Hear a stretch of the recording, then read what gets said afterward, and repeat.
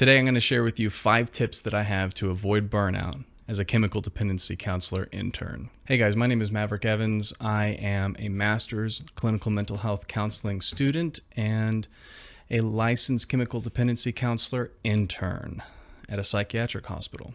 And before that, I used to work at an inpatient rehab facility for drug and alcohol addiction. So these are environments, industrial environments, that for clinicians can sometimes be really difficult to manage long term. The turnover rates for these kinds of jobs and these fields are exceptionally high for almost every role involved. And it seems when I talk to people about some of the difficulties that they have had in whether it's inpatient rehab or inpatient psychiatric, they seem to give very similar responses. And so I've put together a list of about 5 tips that I believe have helped me.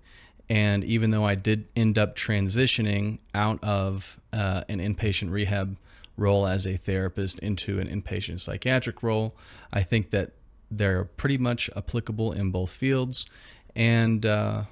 And so we'll talk about that a little bit. I think this will really help you out if you're in a tough spot right now, and if you're just starting, then if you find some of these tips helpful, then you can get on top of it and use a little bit of preventative medicine, preventative measures, right? So let's get into it. I was writing these today in my little handy dandy notebook, which I'm almost done with, I think, which is really cool. I've actually, rarely, unless they're like a big, like a A2 journal or something, I really never finish notebooks. So this is a first for a field book to get all the way finished, at least one this thick. All right, so tip number one, you want to avoid overly toxic workplaces or establish boundaries which will protect you from unnecessary burnout and stressors. Okay, so this is a really important thing because not all workplaces are created equal. There will be times or seasons in which the managerial staff or the primary clinicians or whoever it is that you're working with have somehow gained an inordinate amount of power or influence over the facility in some way. And they may be implementing policies which are not in the best interest of the clinicians or even the patients, and they might be oriented more toward financial gain and generation. Right? This is especially the case if you end up working with a kind of private institution. But it's very unfortunate because they end up pushing for policies which don't end up benefiting the patients and their treatment. For instance, there are most of the current relevant literature indicates that long-term inpatient care is beneficial for outcomes as far as recovery from addiction. And, when you start decreasing the number or the time spent in inpatient treatment, you start getting worse outcomes generally. And the average stay for an inpatient treatment for addiction at the moment is about 30 days. And right around the time that I was leaving the facility that I worked at for over a year, the ownership was attempting to push that average down to 17 days, which is not supported, as far as I know, by any relevant literature, by any serious findings or studies that say that that's a good idea at all. It would certainly benefit the company's pocketbook, but not the patients by any stretch. And to my greater point for this video, it wouldn't benefit the clinician because when you do treatments that are ineffective or are not properly oriented for good outcomes, then that puts a stress on you as a clinician because you feel like things just aren't going well, you're not doing things right, you feel inadequate, you have more symptoms of imposter syndrome, and so this is really bad. There was a study that illustrates clearly, and I'll definitely make a video about this, that the outcomes are better in therapy when the therapist is all in on their own treatments, meaning they're confident in the interventions that they're administering, and something about that confidence makes it more effective. We'll have to look into that. But whenever, management is putting things together in such a way that it is working against the best interest of everyone involved except for the company, it makes it really difficult. And this can contribute to burnout and all kinds of other things that are difficult to handle. So you want to make sure that you're entering into a workplace that isn't toxic, that is somewhat healthy, and will be willing to not only advocate for you, but also the patients that you work with, right? A toxic workplace is going to lead to burnout very quickly. And that can be difficult to determine when you first begin. You won't know what toxicity is or what it looks like or corruption or anything like that. You won't understand what it is until much later, and you'll kind of have to learn those lessons along the way as you go. But it's something to keep in mind and to be asking other people about, which is why it might be good to keep in contact with other professionals in the area that work in similar fields, so that you can get a feel for what's going on with you since you're fresh in the game, and you can just get second opinions and advice and wisdoms from people who have already been through it for the last decade or more. Number 2, this is tip number 2. Know your limitations and don't overextend yourself. There are so many opportunities depending on how much responsibility gets put on you in your situation as a brand new intern and counselor in training. And you can take on a whole lot of things, especially when you're interacting with the patients on the floor by yourself. There will be requests for individual therapy sessions or motivational interview sessions, and all kinds of other things which would maybe fall into the category, especially if you work in inpatient rehab, fall into the category of basically case management, right, and case working. And those things are going to sap the energy out of you so fast, it's absurd. It was difficult when I was doing my internship at the rehab, because although at times we had caseworkers, they still weren't capable of managing a lot of the things that the patients needed. And that kind of fell onto us as clinicians to try and resolve. That was really difficult. And, really, no matter what, as a therapist, there will be many instances, which is totally normal, that you'll have to do casework type stuff, which, bleeds over into the therapeutic aspect of things. But making sure to try and find the balance there and ensure that you aren't overextending yourself, making promises to patients that you can't keep, harming the therapeutic relationship, thereby breaking your promises. Avoid that kind of thing. It adds stress to the situation that is already going to be, very laborious and difficult. And so be wary of those kinds of things and minimize it in so much as you can, or at least be aware that it's something that is going to take a toll on you pretty soon. All right, this is number 3. You need to maintain high performance as a clinician, both in your therapeutic interventions and in your documentation process. How are you going to do this?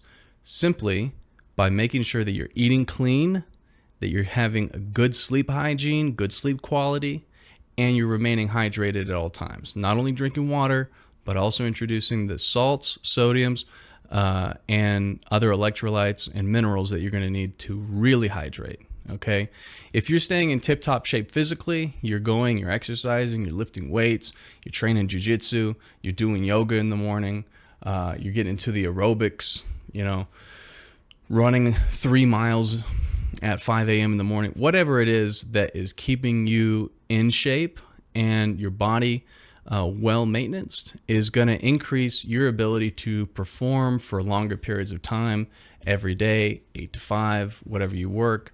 And that's going to allow you to stay on top of a lot of the workload that you will have.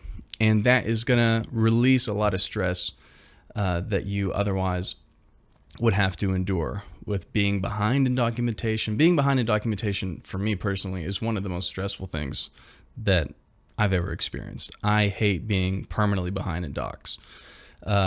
So it has been my primary goal working at the psychiatric hospital to attempt to stay on top of all documentation always, and if at all possible, finish all my docs before I leave that day. And if not, then make a clear plan, because sometimes you just can't. Make a clear list that you can return to in the morning for you to complete them upon entering work first thing. Okay, so you don't want to let those things get out of control, and it takes a lot of effort, mental fortitude, mental energy, calories. It takes so much to try and work on that solidly for 8 hours every day. So you need the fuel. You need to be able to eat properly. You need to be able to sleep properly, and you need to be able to hydrate properly, and maintain a decent amount of muscle mass just for general health, right? So that has worked well for me, something that I neglected severely starting out, and the costs for that for me were huge in pretty much every single domain, both my career as a professional and in my health and my relationship with my family. It was all negatively impacted because I wasn't taking care of myself properly. So that's huge. Tip number 4. Okay, limit any stressors at home or within the family. Okay, now this is a difficult one because you're like, what do you even mean? How am I going to control my family? Okay, yeah, I get it. There are a lot of things in life in which we have little to no control over. We can't control other people, and that's certainly true. We can adjust our attitude, our perception, and decide how we react to other people and things that are acting on us. And that's the important part here. We don't want to allow our home life to get out of order. So if you have a wife or a husband or a boyfriend or girlfriend, whatever, a dog you have to take care of, you want to make sure that you're doing your due diligence to take care of your responsibilities in the home, and you're doing right by the people that you see every day.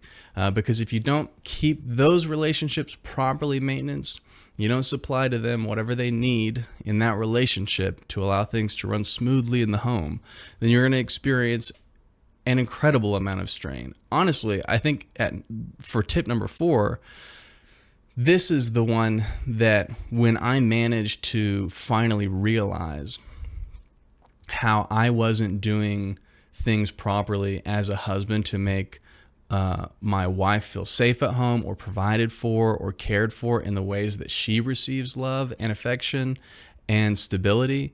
And then I would manage to tweak and fix things and work hard to try and develop it to where things were smoother and I was doing things properly and so she could operate properly in the home. Things started running like a well-oiled machine. And the anxiety that I experienced from these issues just kind of vanished.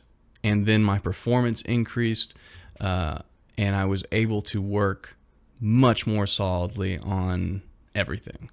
So I highly recommend that if you have some kind of conflict going on, ongoing conflict, if at all possible, work diligently to resolve it, to find a way to make things better for you at home, whatever that means for you.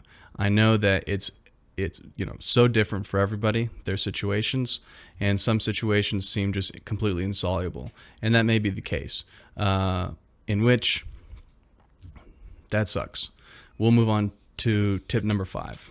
Okay, this is attitude. It's kind of related to number 4, but you need a divine aspiration, and you also need to adjust your attitude toward your work in chemical dependency counseling in a way that doesn't set you up for continual utter failure. Okay. So the first thing with the divine aspiration is it helps a whole lot if what we are doing as chemical dependency counselor interns is something that serves a much greater, higher purpose. We become part of something that attaches us to, a beautiful heavenly realm. If we have a strong moral structure, that our values are established as pillars of marble beneath our feet, it makes us have a good foundation for moving forward and being able to endure some of the great challenges that will come up that, are numinous and infinite in their manifestation. So that helps. My mission statement a lot of the times is one that I would say my colleague and I would like to tell people when they ask, why are you into counseling? Well, if it wasn't counseling, it wouldn't matter. I would be doing something else. And it would ultimately be based on trying to bring the world 1 inch or step closer to heaven and that much farther away from hell, right? It's a beautiful, cheesy analogy that I got from JBP, and I think that it's a goal that everyone should have. It could be metaphorical if you're not religious, and if you are religious, then it should connect well with you. So that helps drive me. That's the why for my career. But you also have to have a different attitude as well in chemical dependency counseling. Why? Because it is such a challenging, brutal environment for counseling. Okay. There are so many unique aspects, which I think I should cover at some point, just like giving you my rough estimate of my experience as an inpatient LCDC-I. It is really, well, I'll fix it to this. It's low in success rate, right? I think like several years ago, it was 4% across the board for all drugs. Now it's raised up to 7%. And that, my friends, I believe is statistically insignificant as an intervention. If someone were to give me a medicinal treatment for a disease and they said, hey man, here's this disease treatment, you're going to have 7% success at being healed long-term for the rest of your life, I'd be pretty worried, right? And this is the reality that we see in addiction treatment all the time. AA, NA is not included in these statistics because they've not been through trials. They're not like an empirically tested intervention. So they don't count. And I know everybody is going to talk about, well, AA, NA are really effective. They are. I totally agree with you. So I wish they were included in these, but they're not, because they're just a different ballpark. Okay. So working in counseling, you get these patients and you're convinced when you're going through the therapeutic relationship, you're helping with their treatment. You feel like you're having these wonderful one-on-one sessions. You feel like you're making big breakthroughs in group, and these people are doing great work, great progress. And then shortly after their graduation from the program, they end up right back on a relapse plan in detox unit because, they panhandled for 6 hours and then got enough money to just make it happen all over again, right? There is no way to really know what is going on despite your deepest feelings and convictions or even visual experiences with a patient. All you can really do is have faith that what you're doing is a great planting of the seed for them, and it is providing an opportunity for their own will and volition to truly desire recovery, to truly desire self-knowledge, insight, and the acquisition of skills which will benefit them long term. And that's what it is. And you can't get bogged down in the details of the outcomes because you'll just never know. And this is the case, I think, with almost all forms of of therapy. You never know like what kind of real progress is happening, what kind of actual changes, or even how we could measure those things, right? Because we don't have cameras on everybody's life all the time. We're not Google. So we don't know. And that's okay. It's all right. We just have to accept that. I was reading a book by Gabor Mate called In the Realm of Hungry Ghosts. And it is an addiction counseling book written by a medical doctor. And he introduces this concept early on in the book. It may have even been in the introduction. And it really changed the way that I thought about addiction counseling. He claims that in many instances, addiction therapy, addiction counseling, is a palliative care, a form of palliative care, end-of-life care. Many of the patients that we encounter as LCDC-Is are going to fail, and many of them will fail in catastrophic, deadly ways. So, in that way, it helps, at least my brain, to remember that there are many of these patients which will not ultimately recover or die sober. And so my expectations are not lowered to nothing, where I'm expecting no progress, no positive outcome, but rather I understand the dread difficulty of their circumstances and the disease at hand. So take a look into that book. I may do a video over it when I'm done reading it. In the Realm of Hungry Ghosts by Gabor Mate, MD. And adjust your attitude.